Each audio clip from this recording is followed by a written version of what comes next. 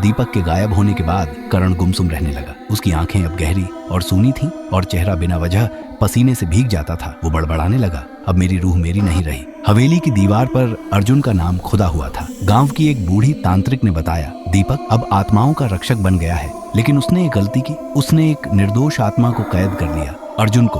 अब करण पर जिम्मेदारी थी दोस्त को आजाद करने की। फिर से अमावस्या आ रही थी, वही रात जब बलि दी जाती है। हवेली में फिर से लाल चूड़ियां रखी जाने लगी थीं और रेत में उल्टे कदमों के निशान उभरने लगे थे। किसी को बलि देना ही होगा, वरना पूरा गांव खत्म हो जाएगा। गांव की चीखें, गांव के जानवर मरने लगे। बच्चों की आंखें सूज गईं और हर घर में एक नाम लिखा मिलने लगा, करण। अब रूहें करण को चाहती थी, या शायद उसे चुन चुकी थी। अंतिम रहस्य। हवेली के तहखाने में करण को एक पुराना पत्र मिला, दीपक का लिखा हुआ। अगर ये पढ़ रहा है करण, तो मैं अब तुझ में हूँ, पर अर्जुन को बचाना है तो मुझे मिटाना होगा। और वो एक ही रास्ता है, खुद को हवेली की छत से रेत में समर्पित करना। अर्जुन का रेत से उभरना करण हवेली की छत पर पहुंचा। नीचे रेत में अर्जुन की अधूरी देह उठ रही थी, आधी आत्मा आधा इंसान। अर्जुन बोला, मैं पूरा तभी होऊंगा जब तू अधूरा हो जाएगा। बलिदान की तैयारी करण ने आखिरी बार गांव को देखा। वो मुस्कुराया और बोला, कभी डर नहीं था, अब भी नहीं है। और वो हवेली की छत से छलांग लगा देता है। रेत उसे समा लेती है। रेत शांति से भर गई। हवेली की दीवारें ढह गईं। अर्जुन की आत्मा रेगिस्तान में हंसी नहीं, शांति सुनाई दी। गांव के बच्चे फिर से हंसने लगे।